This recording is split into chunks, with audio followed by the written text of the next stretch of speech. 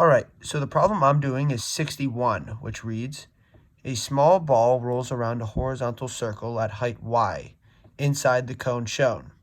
Find an expression for the ball's speed in terms of a, h, y, and g. All right, so I copied that picture down, except adding one extra thing, which is this r, which is the radius of the circle that the ball travels around. So we have that radius, the radius of the entire cone, the height that the ball is rolling at, and the height of the entire cone. Now I'm going to make that into a 2D picture, which looks like this. So we have the same r, y, a, and h.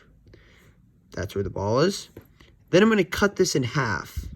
And this theta right here is the same for both of these triangles. So we actually have similar triangles here. This smaller one and this bigger one.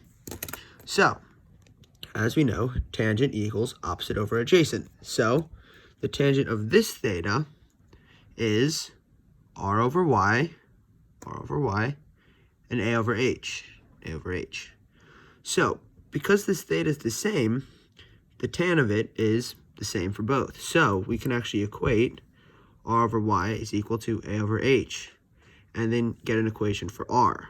R equals ay over h. Now, this is what you can deduce from the picture that's given.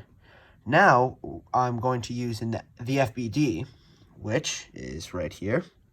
So, as we can see, this is an FBD of the forces on the ball. And we have FG, FN, and FR. So, the forces in the x direction are 0, and the forces in the y direction are 0. And force Fn is sine theta plus cosine theta, as we can see, sine theta plus cosine theta, Fn. And that's our theta, same as the theta up here. All right, so in the x direction, we have cosine theta equals Fr. Now, we know about Fr that it equals mv squared over r. So, we can write cosine theta equals mv squared over r. Now, moving into the y direction, you know that sine theta equals fg, or mg.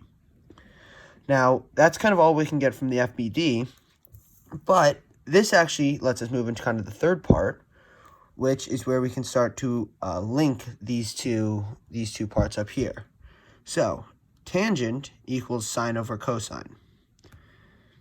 Tangent of theta equals, we can use these equations, mg sine over mb squared over r, which is the cosine.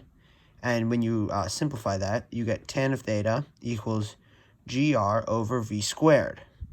Now, what they asked for was for it in terms of a, h, y, and g.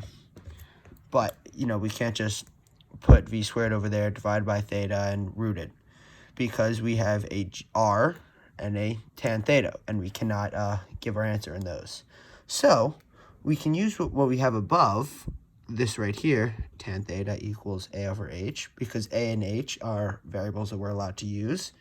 So you can say a over h equals g, and then because we had an r there, we can actually use this equation for r, a y over h, which are in variables that we can use, and plug that in. So, as now you see an equation with all variables that we are allowed to express our answer in. So we can begin to cancel. A over h cancels with a over h. Move v squared over. We get v squared equals gy. Therefore, v equals root gy. And that is the velocity of the ball moving around the circle. So we can, inside the cone. So it's actually interesting that the velocity has nothing to do with the mass. It's only the gravity and the height that it's at. All right.